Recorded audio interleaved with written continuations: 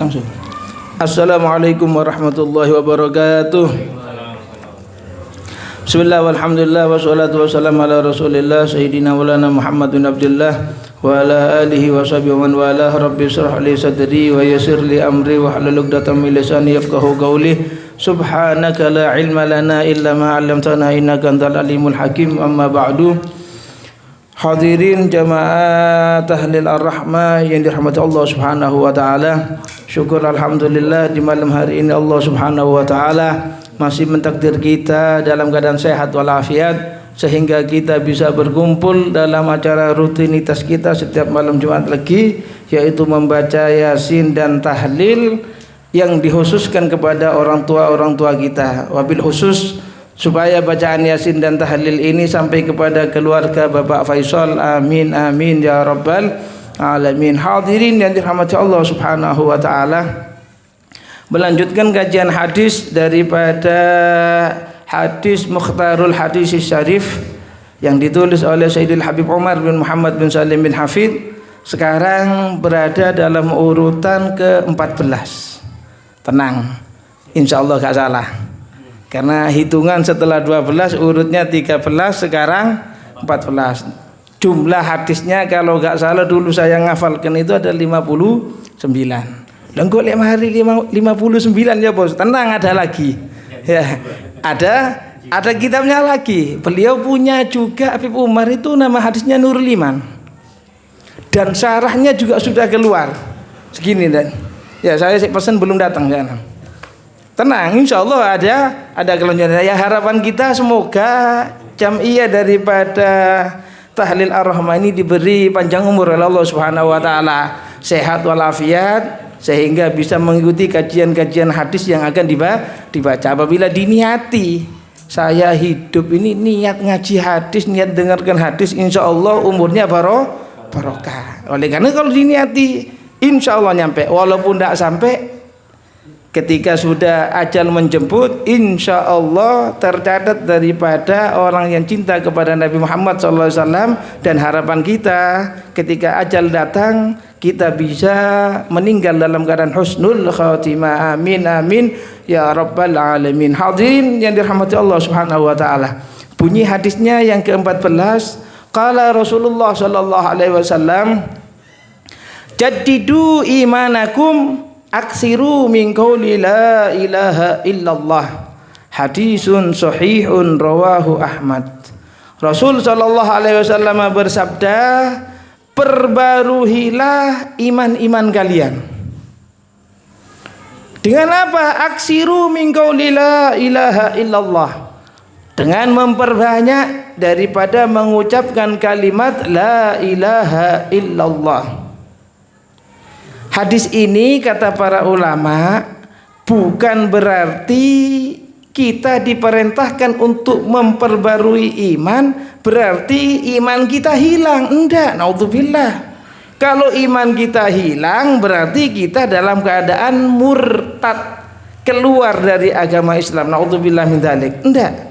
Cuman maksud daripada hadis ini kata para ulama, iman manusia itu terkadang memang menjadi lemah. Kenapa? Karena sebab keteledoran manusia. Di sini dikatakan annal insana qad tad'ufu muraqabatuhu lillahi ta'ala bisababi insighalihi bi a'malid dunya wa ma yu'ridu lahu fihi. Kata para ulama, manusia itu terkadang pemawasan dirinya itu berkurang kepada Allah Subhanahu wa taala. Dengan sebab apa? Karena sibuk ngurusi daripada hidup di dunia. Ngurusi pekerjaan, semuanya apa wis. Sehingga apa? Kontrol daripada hati untuk ingat kepada Allah Subhanahu wa taala semakin jauh. Ketika itu terjadi, maka otomatis ketika hati sudah lupa sama Allah Subhanahu wa taala, maka otomatis iman di dalam hati tersebut akan berkurang kekuatannya. Maka dari itu yahtaju ila tajdidi taqwatiha, butuh untuk diperbarui lagi kekuatannya. Dengan cara apa kata para ulama? Untuk memperbarui daripada iman tersebut, yaitu dengan cara mengerjakan daripada perbuatan taat diantaranya, karena memang dikatakan al-imanu yazidu wa yanqus. Iman itu bisa bertambah kualitasnya bi fi'lit ta'ah wa yanqusu bi fi'lil ma'siyah, dan bisa berkurang kualitasnya karena sebab perbuatan daripada maksiat kepada Allah Subhanahu wa taala. Hadirin yang dirahmati Allah Subhanahu wa taala. Sebenarnya hadis ini kata para ulama ini bukan untuk para sahabat. Kenapa? Sahabat Nabi imannya hebat. Sahabat Nabi imannya kuat. Sahabat Nabi imannya luar biasa. Namun hadis ini sebenarnya untuk manusia yang setelahnya. Kenapa? Manusia yang setelahnya ini banyak mempunyai daripada keimanan yang sudah mulai berkurang. Oleh karena itu butuh untuk diperkuat lagi imannya, untuk dikuatkan dengan cara memperbanyak daripada membaca la ilaha illallah. Hadirin rahmati Allah Subhanahu wa taala. Iman itu apa sih? Iman itu dikatakan yaitu lughatan mutlaqut tasdiq, percaya kepada Allah Subhanahu wa taala, percaya dengan yang telah diwajibkan untuk kita imani. Kalau kita tanya rukun iman ada berapa, insya Allah ya wis lali kabeh. Cuma kalau ditanya ada berapa rekening yang dipunya, insya Allah eling kabeh. Dan iman dalam segi syariat itu apa ini namakan iman? Tasdiqun Nabi, yaitu mempercayai Nabi Muhammad SAW dengan sesuatu yang dibawa oleh Nabi Muhammad SAW. Semua yang dibawa oleh Nabi Muhammad SAW wajib untuk kita imani, ajarannya terutama. Sehingga apa yang harus diketahui daripada ajarannya? Sebenarnya ajarannya itu sudah banyak yang tahu sebenarnya. Artinya dari setiap ajaran Nabi Muhammad SAW, insya Allah kalau orang memang benar-benar muslimnya itu mau menjadi muslim yang istimewa, insya Allah sudah tahu semua. Seperti apa di sini dikatakan kafardhis shalah, seperti kewajiban sholat, wasyam wajibnya puasa, wazakat wajibnya zakat, wal haji dan wajibnya haji. Semua dari umat Islam tahu bahwasanya sholat 5 waktu itu wajib, puasa Ramadan itu wajib, zakat itu wajib, haji itu wajib. Bahkan di sini dilanjutkan dan haramnya daripada perbuatan zina serta meminum khamr. Semua tahu. Itu dilarang perbuatan zina, perbuatan khamr itu dilarang. Insya Allah semuanya tahu. Kalau sudah tahu, cara kita beriman kepada Nabi Muhammad, kepada Allah Subhanahu wa taala, yaitu kita patuhi daripada semua perintahnya dan kita jauhi semua larangannya. Tadi dalam hadisnya mengenai daripada cara memperkuat iman diantaranya dengan memperbanyak membaca la ilaha illallah. Kenapa? Karena di sini dikatakan li'annal mudawamata 'alaiha tujaddidul imana fil qalbi. Karena kontinu terus menerus membaca la ilaha illallah itu bisa memperbarui iman di dalam hati. Wa tamla'uhu nuran dan bisa memenuhi hati tersebut dengan cahaya. Wa taziduhu yakinan, bahkan akan menambah keyakinan ada di dalam hati manusia. Oleh karena itu perlu, kalau kita nganggur, kita baca daripada la ilaha illallah. Kalau dilanjut ya apa? Muhammad Rasulullah, ya boleh-boleh aja. Cuman di sini memang konteks daripada hadisnya, isi daripada hadisnya yaitu dianjurkan untuk memperbanyak daripada membaca la ilaha illallah. Hadirin yang dirahmati Allah Subhanahu wa taala. Berbicara masalah iman, Al-Habib Abdullah Al-Haddad menyatakan dalam kitab Ad-Da'watu Tammah, beliau menyatakan bahwasannya iman itu adalah pokok dari sesuatu yang hebat, inti dari segala sesuatu. Bahkan di sini dikatakan wa anfasun nafais, paling berharganya atau paling indahnya sesuatu yang indah. Wa a'azzul asya, paling langkahnya perkara daripada yang ada. Artinya ya apa? Iman itu sangat istimewa. Sehingga sesuatu yang istimewa itu tentunya, kata Al-Habib Abdullah Haddad, wa kullu azizin wa nafisin fa'ala misli dzalika yakunu wa yujad. Setiap yang indah itu mesti butuh perawatan yang maksimal, yang spesial, yang bagus. Contoh, kalau dulu saya ingat kecil-kecilan saya dulu itu rumah itu terbuat dari kayu, dari triplek, kayu-kayu biasa, bukan kayu-kayu yang bagus kayak lawang, enggak, biasa.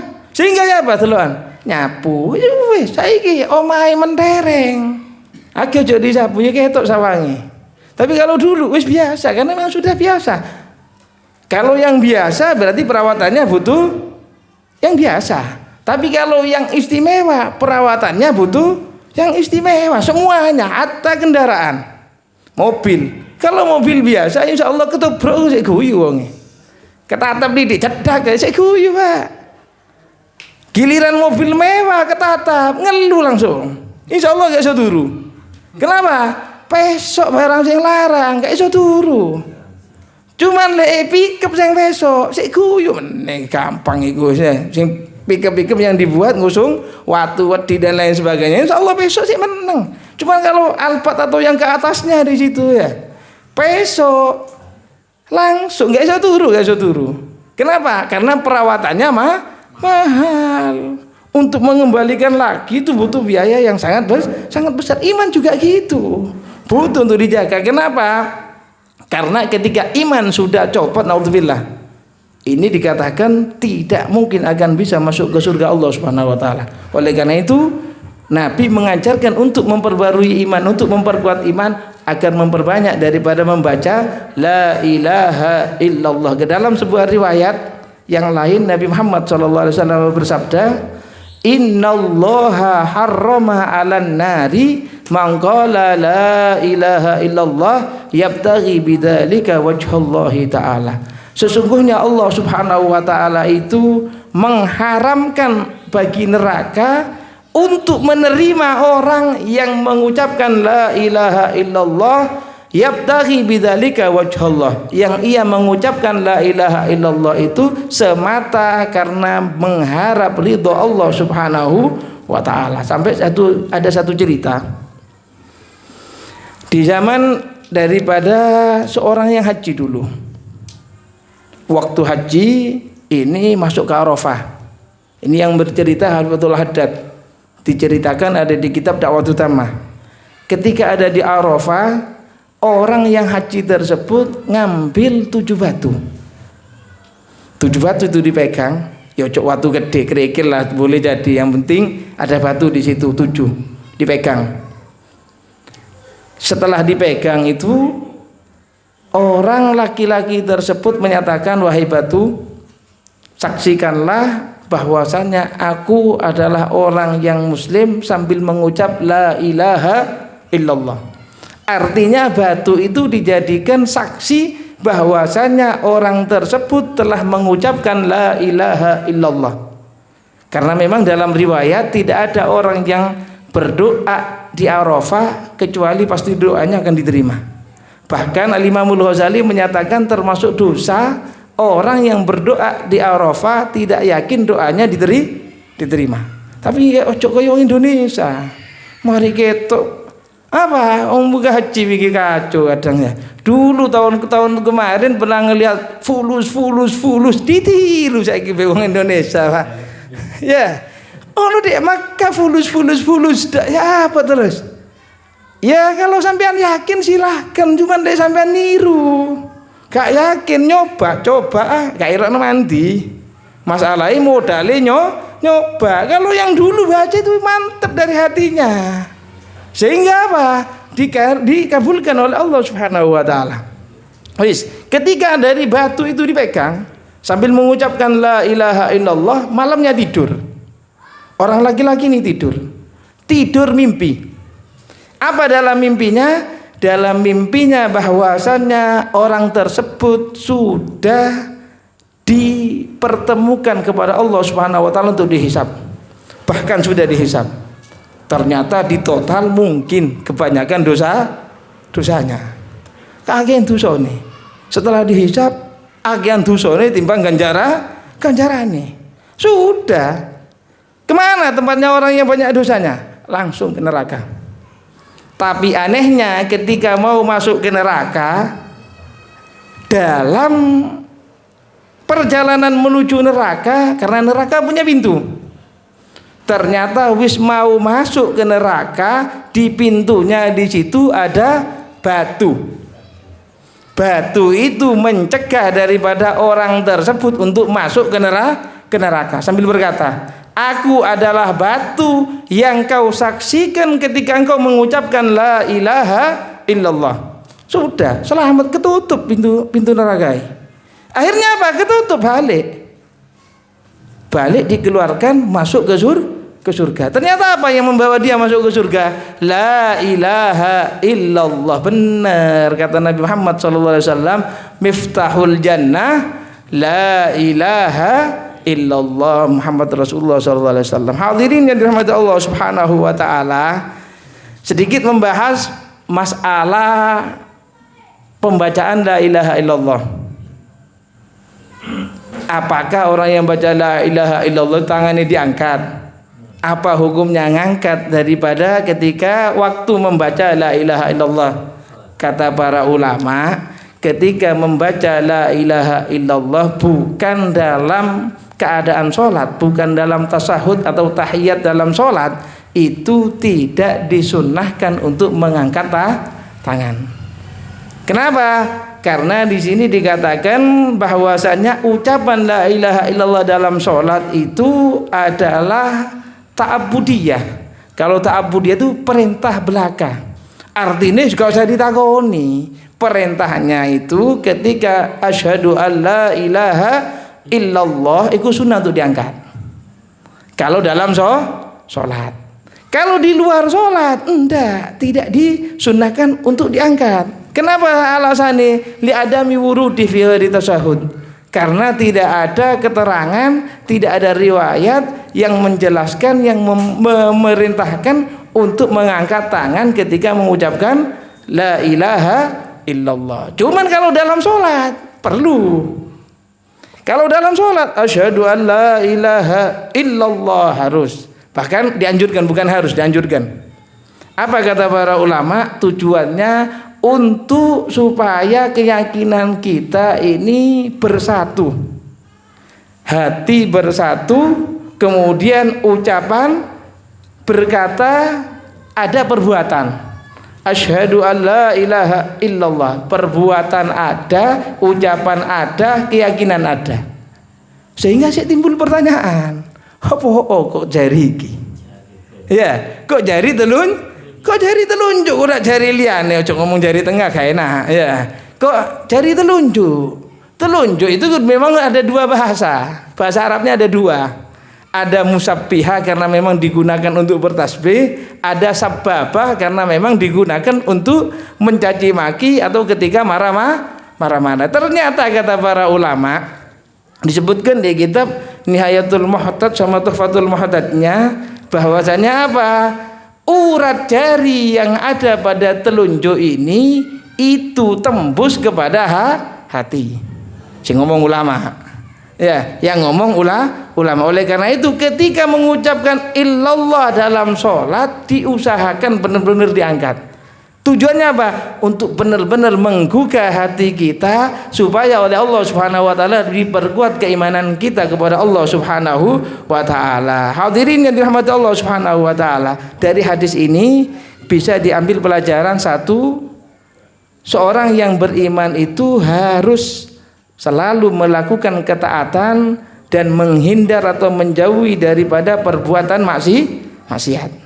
Kemudian yang kedua, orang yang beriman itu dianjurkan agar supaya selalu semangat di dalam menjaga imannya, sehingga imannya tidak berkurang karena sebab maksiat kepada Allah Subhanahu wa taala.